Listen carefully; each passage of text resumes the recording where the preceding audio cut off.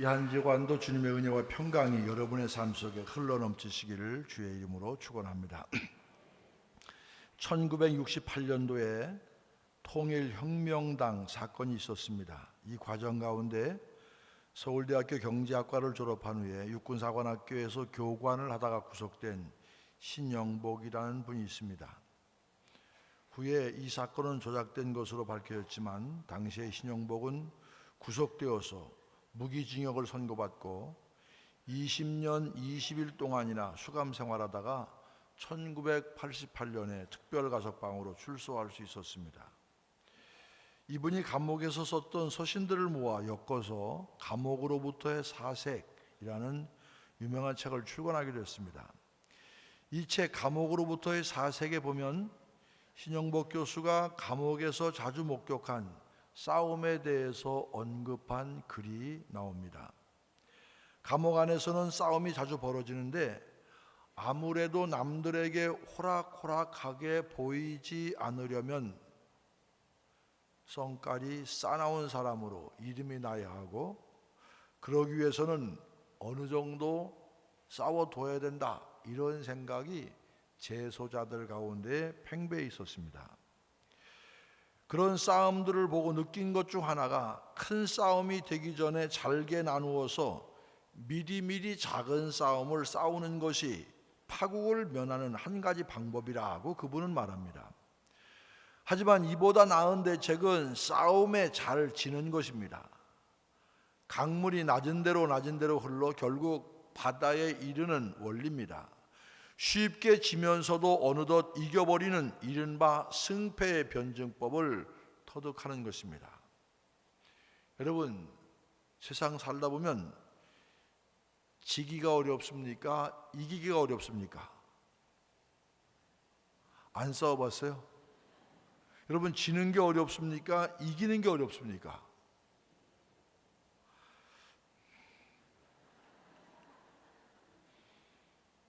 여러분, 진다는 일은 이기는 것보다 훨씬 어렵습니다.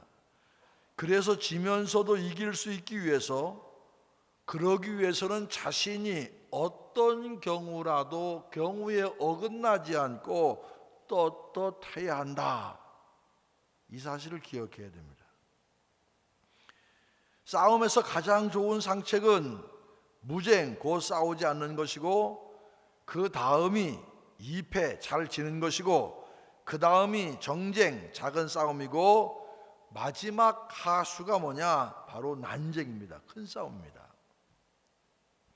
손자병법에서도 최고의 병법은 싸우지 않고 이기는 것이라고 이야기합니다.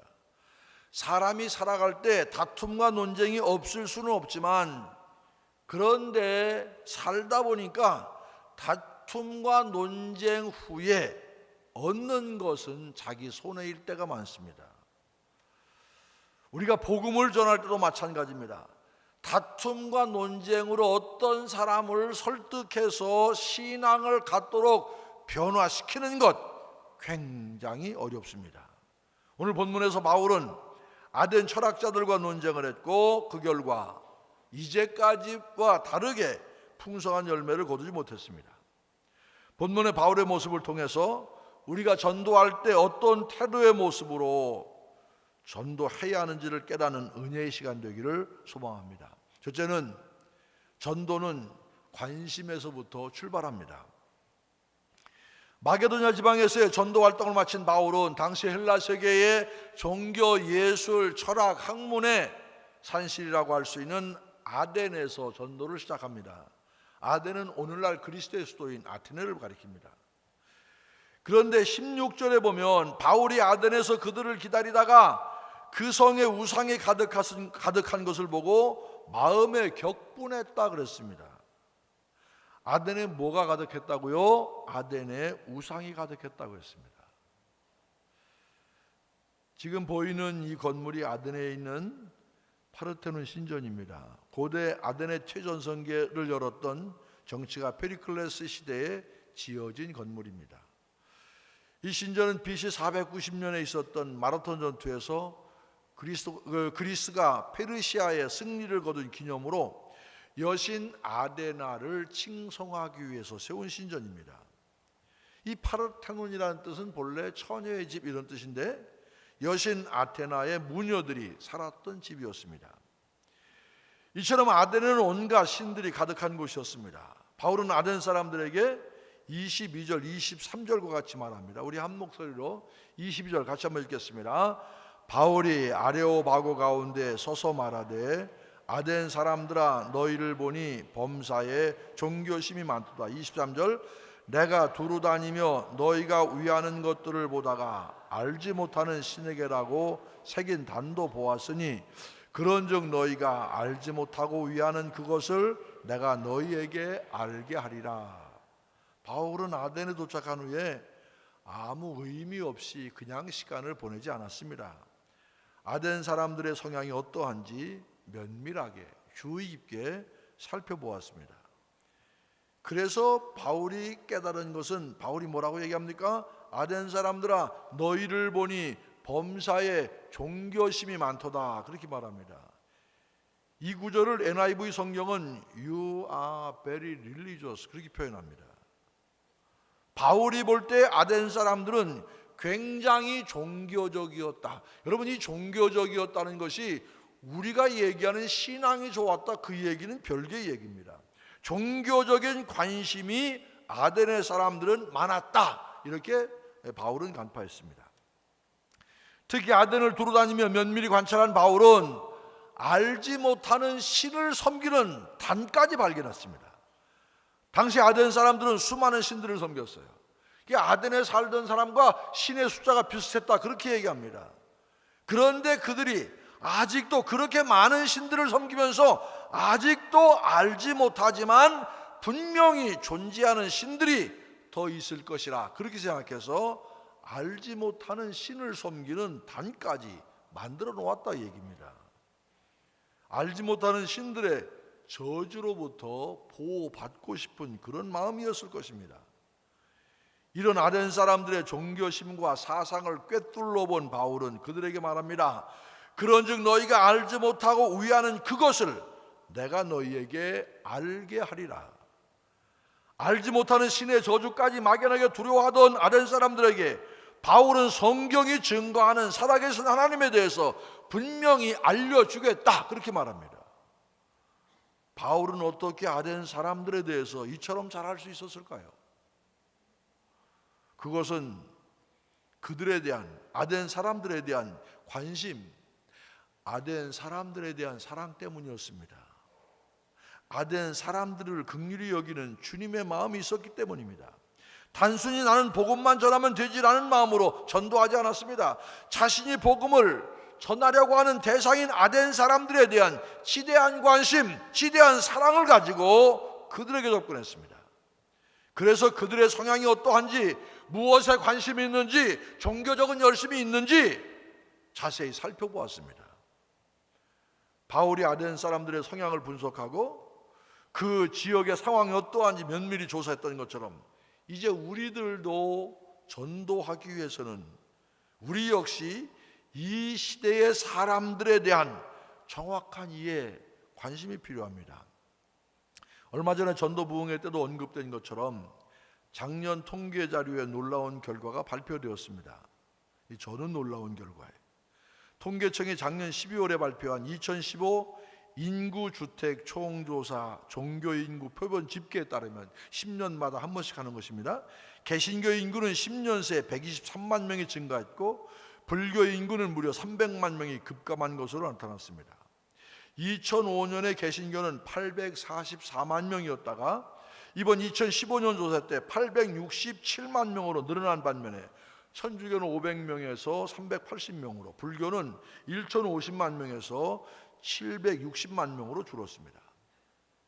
이제 은퇴했지만 감리교신학대학교 교수였던 종교사역 담당 교수였던 이원규 교수는 말하기를 한국갤럽이 지난해 초 실시한 조사에 따르면 지난 10년간 타종교에 비해서 개신교인의 신앙적인 열성이 상대적으로 강해졌다며 그런 차이가 신자의 증감에 영향을 미친 것 같다 그렇게 분석했습니다. 실제로 이번 종교의례 참여율에 대한 조사에서 개신교인이라고 이야기한 사람 가운데 일주일에 한 번 이상 예배에 참여한다, 그렇게 답한 사람이 80%가 넘었습니다. 천주교인 59%, 불교인은 6%에 불과했습니다. 개신교 성도일수록 교회 출석률이 매우 높고 한 번 교회에 출석하면 신앙의 뿌리를 내릴 가능성이 높다는 의미로 보아도 됩니다. 이번 조사에서 천주교 및 불교 신자의 비율이 10년 전보다 크게 떨어지고 개신교가 성장한 이유 중 하나가 바로 전문가들은 신앙적 열심의 차이였다, 그렇게 봅니다. 이런 조사 결과는 우리의 예상과는 많이 달라서 의아하게 생각되었습니다. 주변 목회자들 만나면 늘 하는 얘기가 교인이 줄었다, 헌금이 줄었다, 이런 이야기뿐이었습니다. 하지만 10년 전 조사에 비해서 천주교는 소폭 하락하고 불교는 엄청나게 줄었지만 놀랍게도 개신교회는 상당히 증가했습니다. 사실 인터넷 등을 보면 개신교가 얼마나 욕을 많이 먹습니까? 저는 여기서 분명히 밝히는데 댓글은 절대 안 봅니다. 좋은 것도 안 보고 나쁜 것도 안 봅니다. 교회 미래에 대해서 부정적으로 평가하는 이들이 많은데 왜 오히려 교회는 성장했을까요? 그것 보면 금방 교회가 어떻게 될 것 같은데 왜 오히려 교회는 성장하고 있느냐, 그 얘기입니다. 이에 대해서 학문적 분석이 계속 필요하겠지만 무엇보다도 세상 사람들이 여전히 힘들고 어려운 순간에는 교회를 찾았다는 것입니다. 그리고 힘들고 어려워하는 사람들에게 주님을 전하고 예수님을 전하고 교회로 인도하는 성도들, 열성 있는 성도들이 지금 있다, 그런 얘기입니다.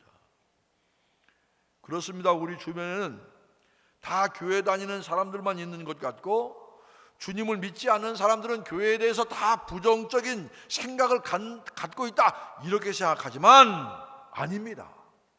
아직도 세상에는 우리가 복음을 전해주기를 기다리는 사람들이 많다는 사실을 기억하시기를 바랍니다. 자신들도 인지하지 못하고 있지만 그들은 복음을 받아들일 준비를 서서히 하고 있습니다.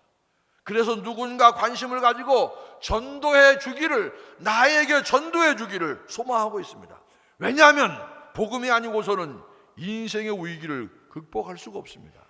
삶의 문제를 해결할 수가 없습니다.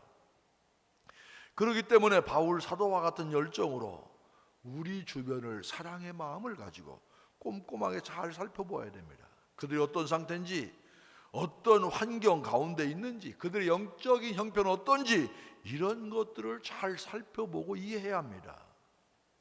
하지만 무관심하면 그들이 보이지 않습니다. 마음이 보이지 않습니다. 영적인 상태가 보이지 않습니다. 참된 관심을 가질 때에만 보이게 되어 있습니다. 여러분들 읽어보셨겠지만 나의 문화유산 답사기라는 책이 있습니다. 이 책은 전 문화재청 청장이었던 유홍준 교수가 우리나라 이곳저곳을 소개해주는 책입니다. 답사기로는 이례적으로 93년도에 출간된 이후에 100만 부가 넘어섰습니다. 여행을 좋아하는 젊은이들 중에는 이 책에 나와 있는 답사 코스를 그대로 따라가면서 여행하는 이들도 적지 않다고 얘기 들었습니다. 그런데 이 책과 더불어 유명하게 된 문장이 있습니다. 이 책 서문에 등장하는 글인데 조선시대의 한 문인의 글을, 문인이 남긴 문장을 이용했다고 얘기합니다. 내용은 이런 겁니다. 사랑하면 알게 되고 알면 보이나니 그때 보이는 것은 전과 같지 않으리라. 시작. 사랑하면 알게 되고 알면 보이나니 그때 보이는 것은 전과 같지 않으리라. 사랑하면, 사랑해야 알게 되는 거예요. 사랑하면 알게 되고 알면 그 사람의 마음이 보이고, 그 보이면, 마음이 보이면 과거에 내가 알던 사람과는 전혀 다른 사람이라, 그런 얘기입니다. 한 번 더 합시다. 시작. 자막 띄지 말아요. 시작. 사랑하면 알게 되고 알면 보이나니 그때 보이는 것은 왜 안 해요? 다시 한번 시작. 사랑하면 알게 되고 알면 보이나니 그때 보이는 것은 전과 같지. 자막을 왜 띄지 말어. 한 번만 더 합시다. 시작. 사랑하면 알게 되고 알면 보이나니 그때 보이는 것은 전과 같지 않으리라. 유홍준 교수님은 사랑의 마음을 먼저 가지고 우리 문화유산을 대하다 보면 그전에는 아무 의미가 없이 지나쳤던 것들이 달라져 보일 것이라는 의미에서 이런 문장을 인용했습니다. 하지만 이 문장은 단순히 우리 문화유산에만 해당되는 이야기는 아닐 것이라고 생각합니다. 이 이야기는 사람과의 관계에서도 중요한 의미를 일깨워줍니다. 무엇보다 세상 속에 있는 많은 믿지 않는 사람들에게 우리가 어떤 태도로 접근해야 하는지를 우리에게 알려줍니다. 그들을 사랑하는 마음으로 대하지 않는다면, 긍휼히 여기는 마음, 예수님의 마음을 가지고 대하지 않는다면 그들은 그저 스쳐 지나가는 한 사람에 불과할 뿐이라는 것입니다. 하지만 참으로 그들을 사랑하는 마음으로 대하게 될 때 그들의 상황과 형편이 우리 눈에 들어오고 마음에 담겨집니다. 그들의 영적인 상황은 어떠한지, 그들에게 지금 필요한 것이 무엇인지, 그들 마음 상태는 어떠한 것인지 보이기 시작합니다. 이전에 보이지 않았던 그들의 아픔과 상처, 그들의 고통과 힘든 것들이 마음에 전해져 오기 시작합니다. 그들 역시 주님이 꼭 필요한 대상이라는 것, 그들도 내가 만난 하나님, 그들도 내가 고백하는 예수님을 만나야 저들의 삶의 상처와 고통이 해결될 것이라는 것을 깨닫게 됩니다. 사랑의 마음으로 주변에 있는 사람들을 살펴보시기를 바랍니다. 바울이 아덴 사람들을 관심 가지고 지켜보았던 것처럼 우리 주변에 있는 이들이 지금 어떤 형편인지, 영적인 상태는 어떤 가운데 있는지 주목하십시오. 그렇게 주목해 볼 때 이전에 보이지 않았던 그들의 참된 모습이 보이기 시작할 것입니다. 주를 알지 못하는 이들에 대한 진정한 관심, 긍휼히 여기는 마음에서 전도가 시작됨을 깨닫는 성도 여러분 되시기를 주님의 이름으로 축원합니다. 또 하나, 전도는 논쟁이 아니라 선포라는 것입니다. 아덴 사람들에게 사랑과 관심을 가지고 접근한 바울이었지만 우리 생각보다 큰 열매를 거두지 못했습니다. 32절부터 34절에 보면 아덴 전도 이후의 반응을 알 수 있습니다. 바울의 이야기를 들었던 사람 중에는 바울의 일에 대해서 다시 듣겠다고 말하는 사람도 있었고, 그리고 아레오바구의 관리 디오누시오와 다말이라는 여자, 그리고 또 다른 몇몇 결신자들도 있었습니다. 하지만 말씀을 자세히 들여다보면 아덴에서는 바울의 전도 때문에 믿게 된 사람들이 함께 모여서 예배를 드렸다거나 그 공동체를 이끌어갈 지도자를 세웠다, 이런 직접적인 결과에 대해서는 찾아볼 수가 없습니다. 왜 이렇게 아덴에서의 전도의 결실이 부진했을까요? 그 이유는 본문 18절에 힌트가 담겨져 있습니다. 18절 같이 한번 읽겠습니다. 어떤 에피쿠로스와 스토아 철학자들도 바울과 쟁론할세 어떤 사람은 이르되 이 말쟁이가 무슨 말을 하고자 하느냐 하고, 어떤 사람은 이르되 이방신들을 전하는 사람 이는 바울이 예수와 부활을 전하기 때문이로라. 이 말씀에 보면 당시 아덴이 얼마나 철학적인 도시였는지를 알 수 있습니다. 아덴에는 당시의 대표적인 철학사조인 에피쿠로스 학파와 스토아 학파 모두 모여 있었습니다. 이 에피쿠로스 학파는 궁극적인 쾌락을 추구하는데 그 쾌락의 극점이 아타락시아입니다. 아타락시아는 모든 염려와 근심에서 벗어난 궁극적인 평정의 상태를 이야기합니다. 또 스토아 학파는 좀 반대라고 할 수 있습니다. 엄격한 금욕주의자들입니다. 외부적인 것에 의해서 어떤 경우도 흔들리지 않는 이 마음을 아파테이아, 그렇게 얘기합니다. 그런데 이런 철학자들과 바울이 무엇을 했다고 그랬습니까? 쟁론했다고 그랬습니다. 철학자들이 이론적으로 철학자들과 논쟁했다는 뜻입니다. 어쩌면 바울은 한번 자신이 있었을지 몰라, 한번 내가 해보고 싶다. 바울 역시 탄탄한 학문적인 그런 훈련을 받은 사람이었습니다. 당대에 그토록 유명했던 가말리엘 문화생 아닙니까? 나름 유대 엘리트 코스를 밟은 바울이었기 때문에 자신의 철학적인 지식과 논리적인 언변을 통해서 이야기하다 보면 아덴의 철학자들을 변화시켜서 신앙인으로 만들 수 있겠다, 그런 생각했을 것입니다. 하지만 아덴의 철학자들은 바울을 어떻게 평가했습니까? 한마디로 뭐라고 그랬어요? 말쟁이 그랬습니다.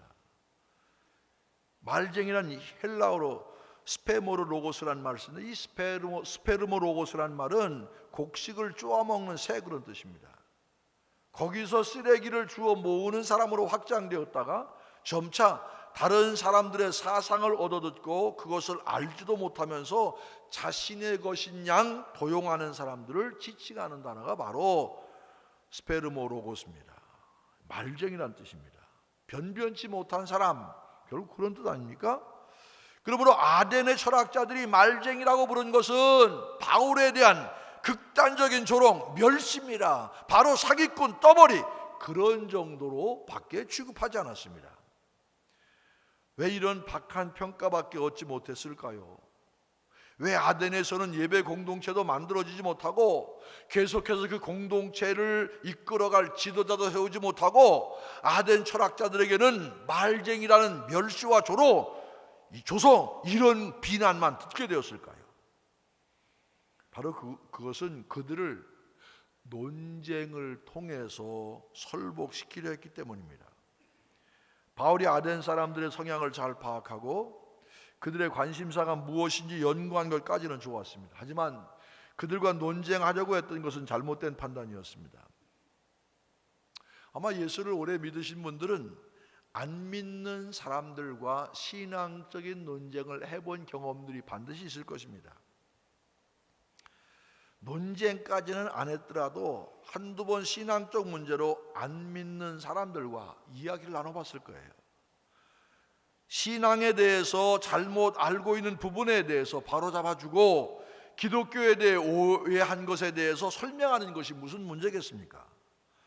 하지만 대부분의 경우 설명이나 해명으로 끝나는 것이 아니라 조금 지나면 논쟁이 됩니다.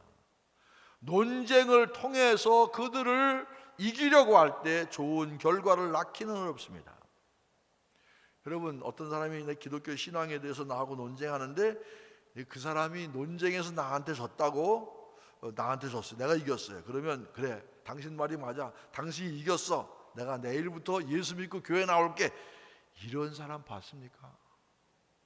나는 이 나이 되도록 한 번도 못 봤어요. 논쟁에서 밀리면 승복할 사람 별로 없어요.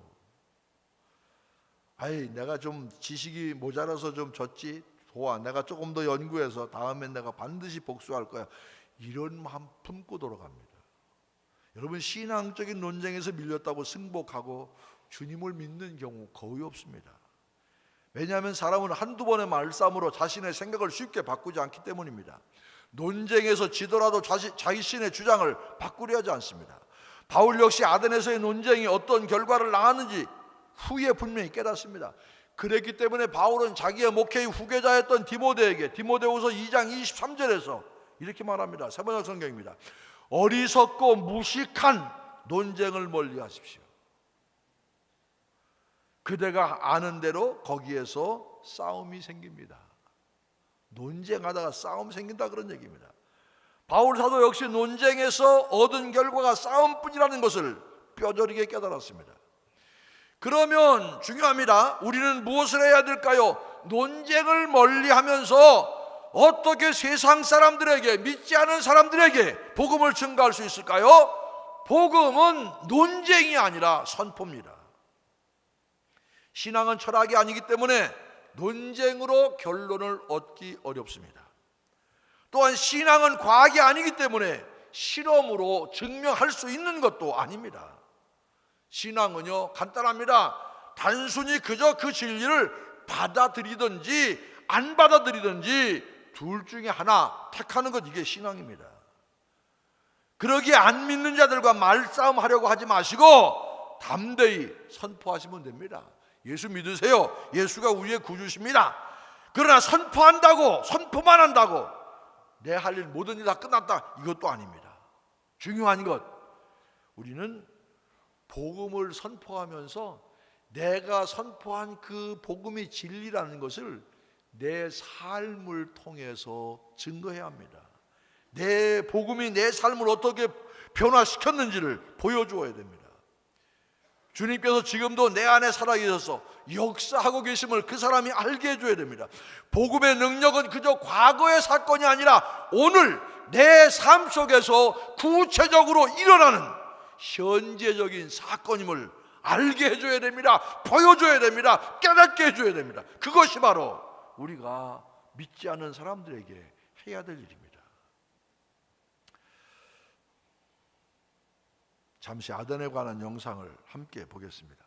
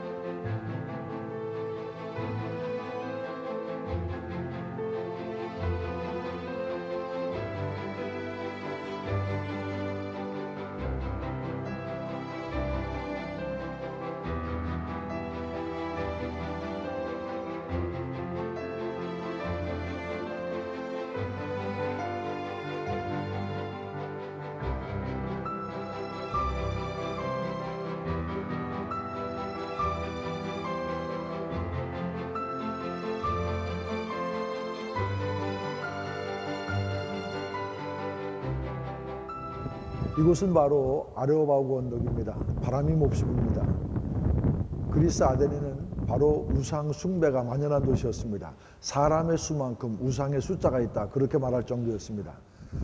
사도 바울은 이곳에서 스토아와 에피쿠로스 학파 철학자들과 함께 쟁론을 했습니다. 철학적인 변증을 통해서 하나님을 증명하고 예수를 증거하려고 했습니다. 그러나 그의 선교적인 그런 방법은 별로 효율적이지 못했습니다. 이후로 사도 바울은 어디에서나 예수, 십자가, 이 복음만을 가지고 선교했음을 알 수 있습니다.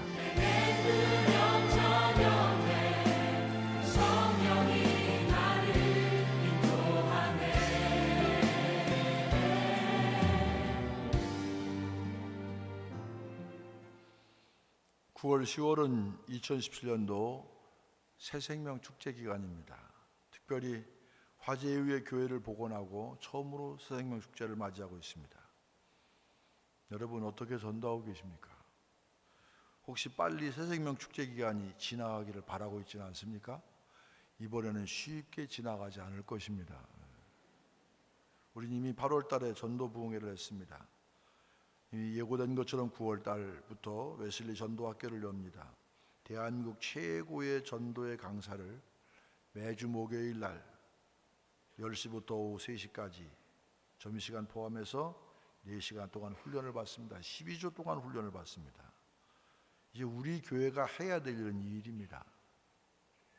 여러분, 이제 얼마 지나지 않으면 제가 은퇴한 이유겠지만 2019년 되면 인근의 이 편한 세상에 입주합니다. 가만히 앉아서 기다리시겠습니까? 제가 마지막 이 교회를 위해서 해야 될 일은 우리의 생각을 바꾸는 일입니다. 여러분, 전도는요, 어렵다고 생각하면 어렵지만 쉽다고 생각하면 쉬운 거예요. 전도가 뭡니까? 예수를 전하는 거예요. 예수 믿으세요. 한번 옆 사람하고 한번 해보세요. 예수 믿으세요. 오늘 못한 사람은 죽어도 못해. 다시 한번 예수 믿으세요 해보세요. 이게 전도입니다. 전도 다른 거 아니에요. 예수 믿으세요. 인도는 교회로 모시고 오는 게 인도지만 전도, 예수를 전하는 게 전도 아닙니까? 이제까지 새생명 축제 그러면 교구장님, 지역장님, 샘장님만 스트레스 받았지만 이번 아닙니다. 빠져나갈 생각하지 마세요.